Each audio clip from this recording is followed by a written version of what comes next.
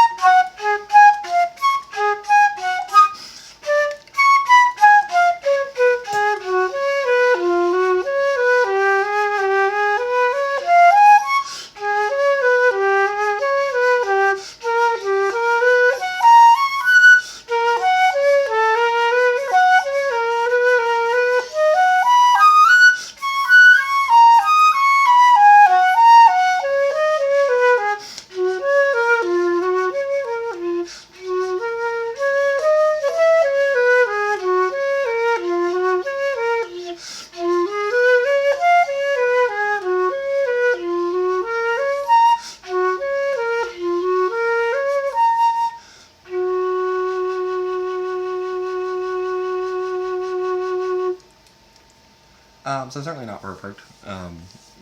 5 sharp isn't a super common key to read in, so I think I did pretty good.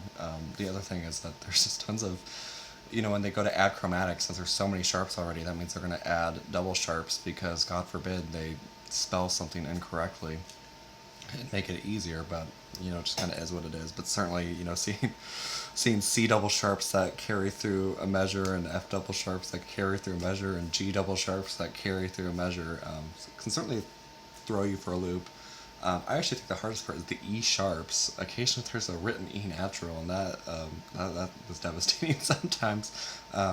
But I think it went okay. And certainly I did my best to keep going and not just dramatically stop, which I've kind of been doing in the past. So I think it went okay. And certainly for just kind of reading through it and maybe doing a few things, it's certainly not as bad as it could be either. So let's move on to the French music. Where I put it? Is it just behind this? No, just keep behind this. It's behind this. Okay.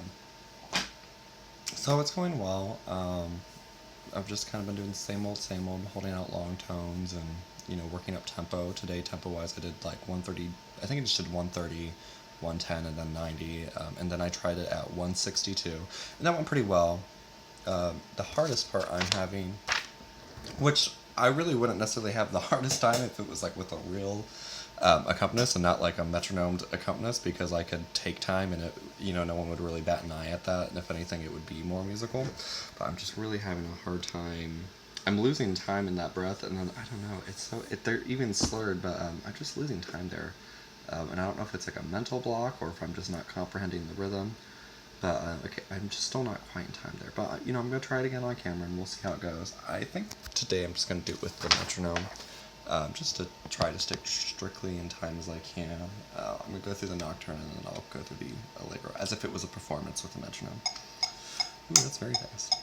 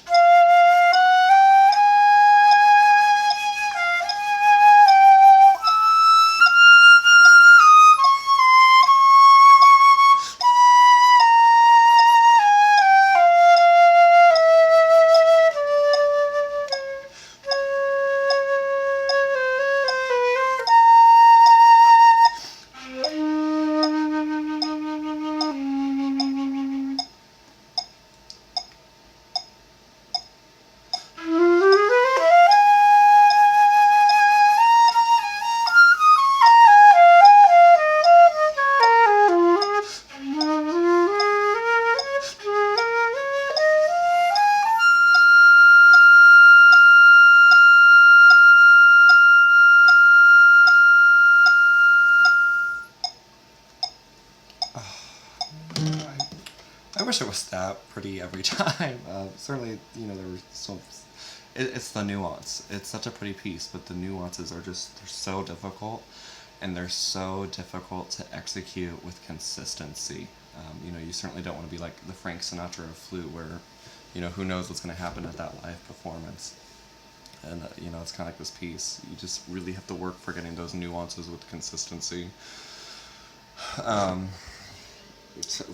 don't know why. Yeah, lately after I get done with that run, I feel like, I'm not sure if it's coming through in the recording, but like I'm slightly cracking that high A flat, which I usually don't struggle with. So I don't know. Maybe I've just been doing so many long tones on that F that I need to do some long tones on a high A flat. I think I kind of botched the rest down here, which really wouldn't be a huge deal with piano, but I think I may have added an eighth rest. And then certainly I still did. I kind of got off the metronome here, but once again, would not be a big deal in live performance. People do all sorts of tempo things there.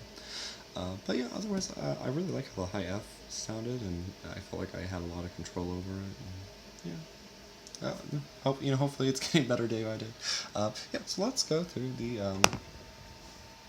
fun part. Fun is a very interpretive word here. Okay, so I'm going to have it at 152. I'm just going to start and go and see what happens. I think before I play through though, I'm going to count the sextuplets to try to have better time on that. So I'm just going to count out loud, kind of what I'm thinking here. 1 unit, 1 unit, 1 unit, 2 unit, 1 unit, 2, 1 unit, follow the other, follow like 1 unit, 1 unit, 1 unit, 1 unit, follow the other, follow like 1 unit, 1 unit, 1 unit, 1 unit, follow like 1 unit, follow. Okay, we'll see what happens.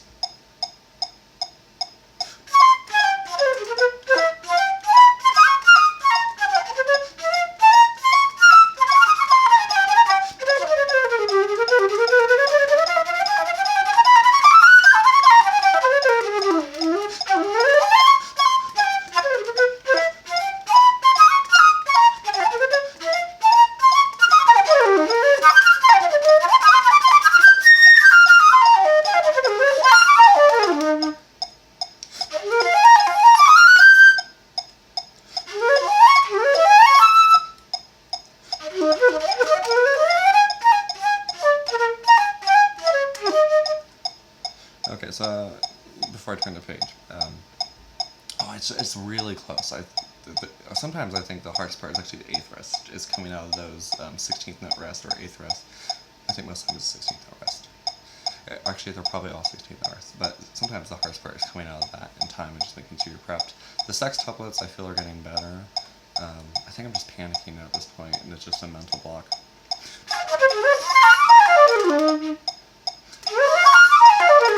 Yeah.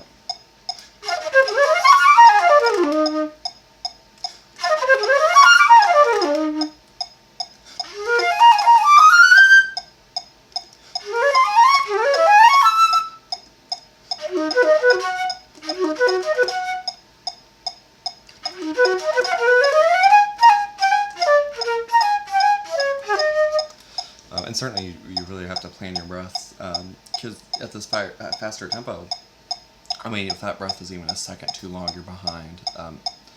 So yeah, and the piano part's quite a bit more elaborate. And granted, sometimes it does kind of stop, but you certainly don't want to misplace a breath. It would not be the funnest thing to happen.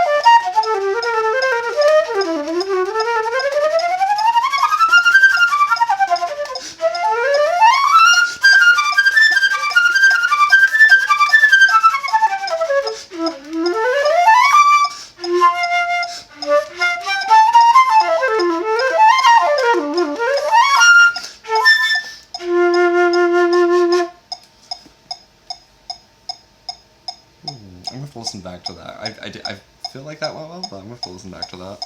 Another thing that's really hard, that's like super easy at the slow tempos, is right here.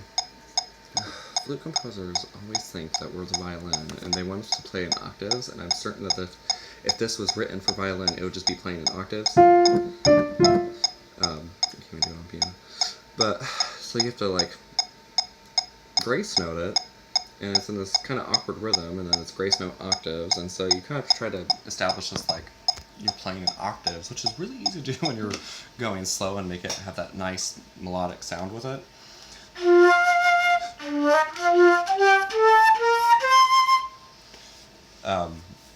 And I think the trick is that you can't spend too much time on either side of the note in this particular context. Generally, when you do a grace note, it's just as fast as possible. But I don't think it fits the style of the piece to go to do it as fast as possible. So to me, it's like it sounds better when it's even.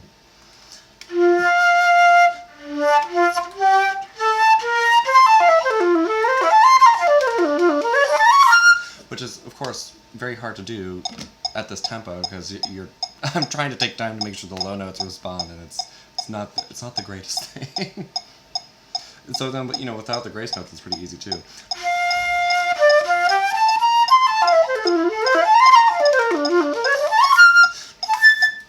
Right, and then even if it's just down the octave, right?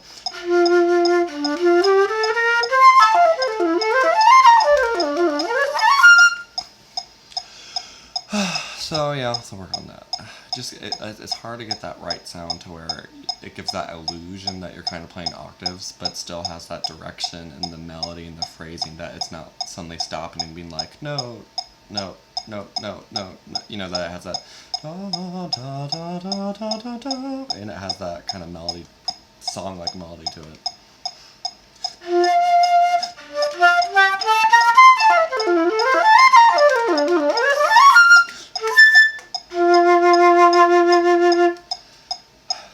But yeah, that's my progress. I actually feel that just now I played it much better than I did in practice. I played with recording in practice, and